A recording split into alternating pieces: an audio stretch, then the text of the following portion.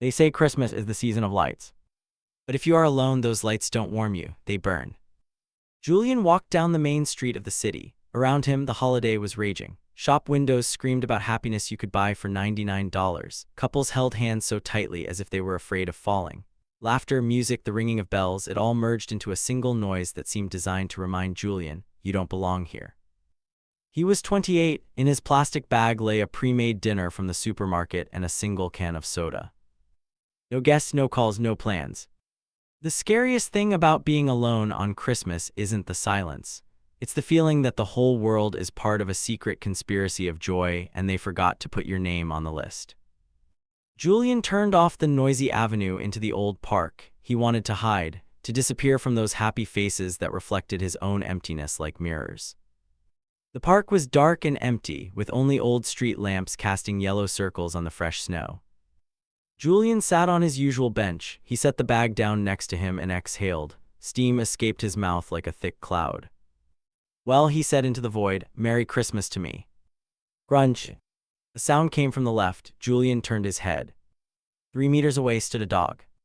This wasn't a cute puppy from a Christmas card. This was a stray. Large, shaggy, and indefinite color, maybe gray, maybe mud brown. One ear flopped down, the other stood straight up. His fur was matted, but his eyes were surprisingly calm, amber and deep. The dog didn't beg for food, he didn't whine. He didn't shiver with his tail tucked between his legs, begging for pity like strays usually do. He just stood there and looked at Julian, with dignity. What do you want? Julian grumbled. I don't have anything interesting. I'm a loser, just like you.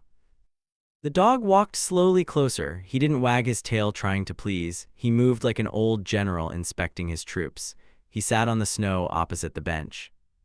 Silence hung between them, but it wasn't the heavy, suffocating silence of Julian's apartment. It was a living silence. Julian reached into his bag. He pulled out a ham sandwich. Here, he broke off half and tossed it to the dog.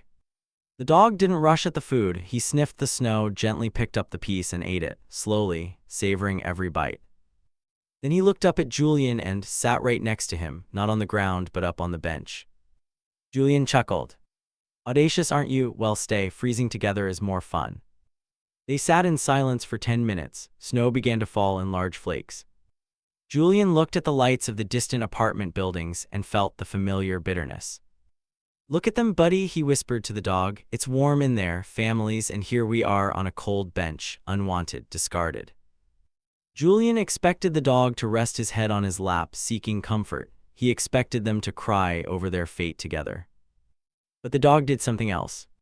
He yawned, wide and lazy. Then he laid down on the bench, resting his head on his front paws, and watched the snow fall. His ears twitched, catching the sounds of the night. His nose breathed in the frosty air. There was no suffering in his posture. There was no waiting for something better. There was absolute total presence. Julian froze. He looked at this dirty, homeless dog and suddenly realized something strange. The dog didn't feel lonely.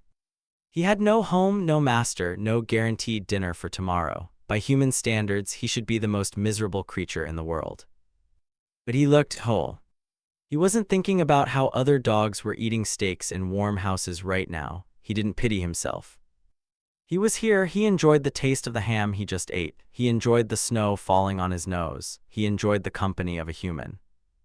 To the dog, this bench wasn't a place for outcasts. It was his throne, and right now, in this second, he was the king of this park. You're not waiting, are you? Julian asked quietly. You're not waiting for someone to come and make you happy. The dog raised his amber eyes. In them, Julian read a simple, ancient wisdom. Why should I wait? I have myself. I have this moment. That is enough. Julian looked at his half of the sandwich. All his life, he thought loneliness was a hole that needed to be filled with other people, with noise, with talk, with relationships. He thought, I will be happy when someone loves me, when I get invited to the party. But this dog showed him the truth. Loneliness only becomes torture when you run from yourself, when you consider yourself a half looking for completion. But you are not a half, you are a whole universe. Solitude doesn't mean being abandoned. It means being in the exclusive company of yourself. The dog wasn't homeless. The whole world was his home. Julian straightened his back. The cold no longer felt piercing. It felt fresh, invigorating.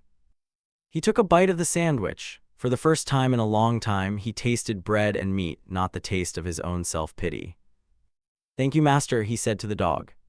The dog stood up and shook the snow off his fur. His job was done. He looked at Julian one last time, gave a short bark, a low, confident bass, and trotted into the darkness of the park, tail wagging.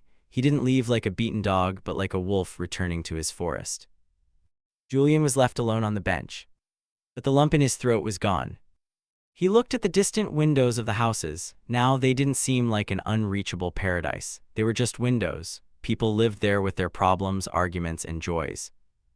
And he had his own Christmas, a quiet, majestic night. The snow fell on his jacket like a mantle on the shoulders of a king. Julian stood up and walked home.